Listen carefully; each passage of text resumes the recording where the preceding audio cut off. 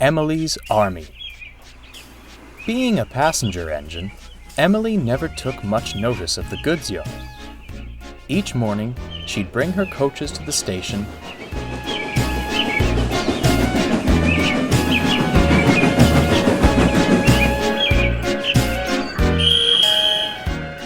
then puff off with passengers in tow.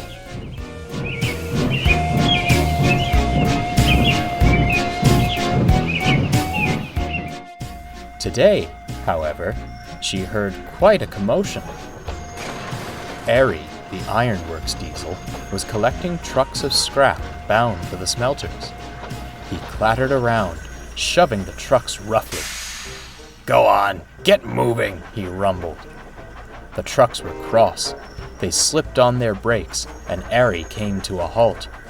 "Grrr," he growled, as the trucks tittered with laughter.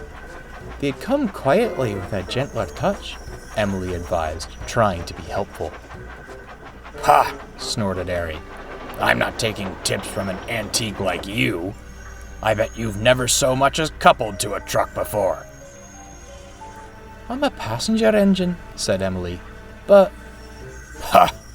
You look more like a penny farthing than a passenger engine," Airy interrupted.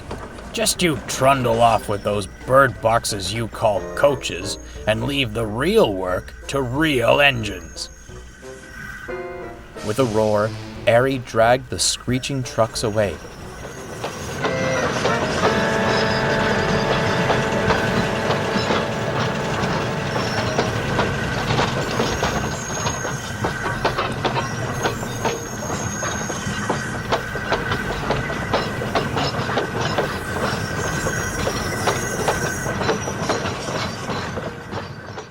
Emily was furious.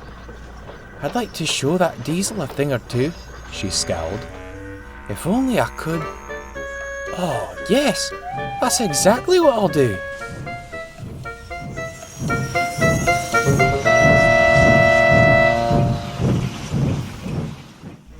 The next morning, Emily arrived early at the yards. Scrap trucks were scattered around the sidings. She gently buffered up to one. "What's going on?" groused the truck. "You're not our engine." "I saw how that diesel treated you yesterday," smiled Emily, "and I thought you'd like to know how real engines take care of trucks."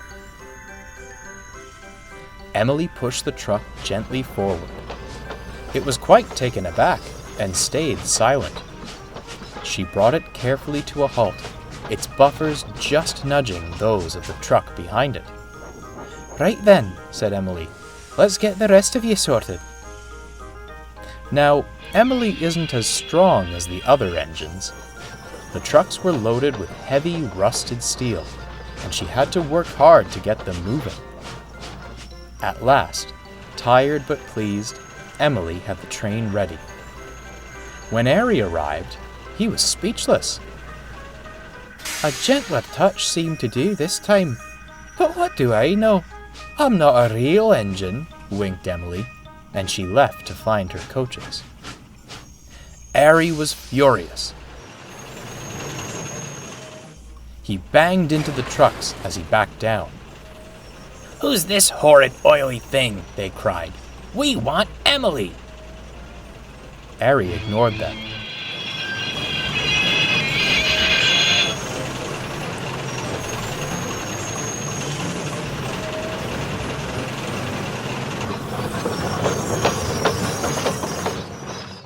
But the next few days were awful. The trucks gave him more trouble than ever. They only wanted to be pulled and shunted by Emily. It didn't take long for Airy to hatch a scheme of his own. "I was wrong," he said when he next saw Emily.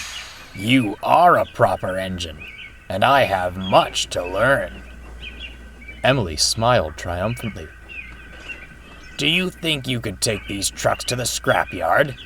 They don't want me anymore. They're like your own little army. Please, show me how you do it."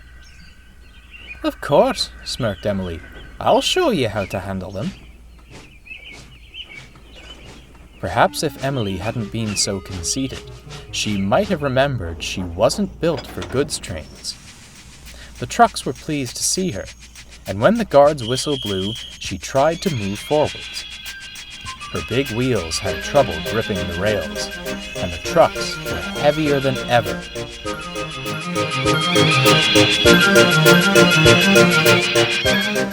At last, she began to move slowly out of the station.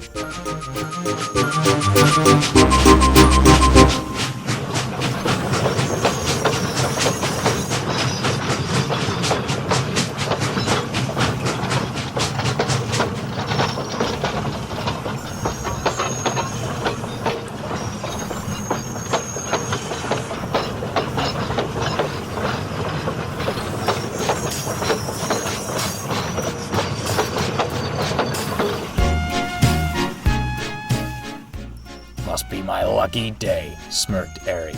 I'll get trucks of scrap and an engine to take to the smelters. Out on the main line, Emily was not enjoying herself. It was hard work to keep the train moving. The trucks were behaving well, and even began to sing. Emily's army here to stay, Emily's army on our way. This made Emily smile, and she puffed determinedly onward. Just when she thought it was becoming easier, the line started to slope downwards. She felt the weight of the trucks on her buffers, and the train picked up speed. "Ooh!" she cried. Her wheels couldn't get a proper grip, and her brakes weren't strong enough to hold the trucks. "Stop! Stop!" she wailed. And that's when it happened. Hold back! Hold back! Called the trucks. Much to her surprise, Emily found herself slowing down. The trucks had slipped their brakes on, bringing the train back under control. At last, the line grew level and the train came to a halt. The driver inspected Emily. "A valiant effort, old girl," he said, "but that was too much for your brakes. I'm afraid we'll have to call for help." Soon, Boko arrived. He left Emily at the works, then took the trucks on to the smelters. The fat controller came to see her. Emily, I know you're eager to be useful, but you should have known a train like that was beyond your capabilities.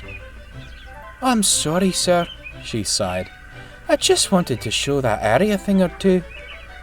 "The yard manager told me all about that," smiled the fat controller. "He was quite impressed with your shunting. You may not be able to pull heavy trains, but I know how your expertise can be put to good use." When Emily returned from the works, she felt better than ever. Her brakes were stronger, and her brass shone brightly in the sun. The passengers were thrilled to have her back, and even the trucks cheered when they saw her.